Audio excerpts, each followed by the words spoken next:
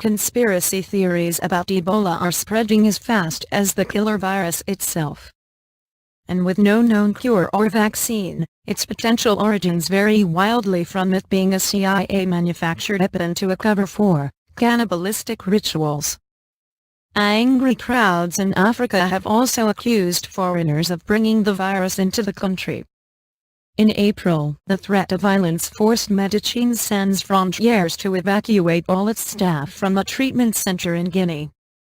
In Sierra Leone, which has the largest number of Ebola cases, thousands protested outside the country's main Ebola treatment facility in the eastern city of Kenema, where police had to disperse the crowd with tear gas.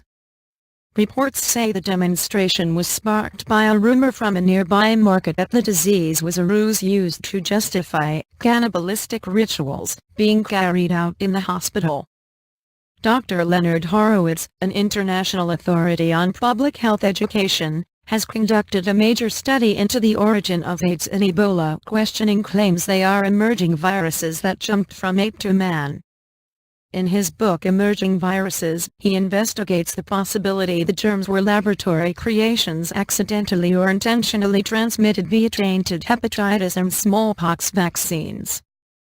He also examines CIA activities and foreign policy initiatives in Central Africa in response to alleged threats posed by communism, black nationalism, and Third World populations. UNICEF says rumors and denial are fueling the spread of Ebola in Africa and putting even more lives at risk. Manuel Fontaine, UNICEF Regional Director for West and Central Africa, says some people still deny that the disease is real. Others believe it only have to be treated. Widespread misconception, resistance, denial and occasional hostility in some communities are considerably complicating the humanitarian response to contain the outbreak. Fontaine said, "The response goes beyond medical care.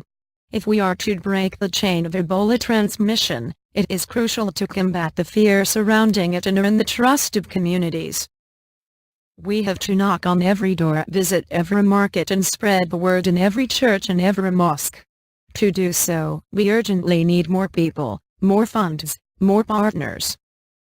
The World Health Organization has taken some bizarre inquiries from worried Africans. "Will eating raw onions once a day for 3 days protect me from Ebola? Is it safe to eat mangoes? Is it true that a daily intake of condensed milk can prevent infection with Ebola?" These are just some of the questions posed to health workers responding round the clock to calls received through the free Ebola hotline in Guinea. "Some people who call are in panic and false rumors make it difficult to calm them down," says Dr. Saranjada Kamara, one of the doctors who takes the calls. "But if we tell them that it is not easy to contract Ebola and that they can protect themselves if they respect some rules, they often understand."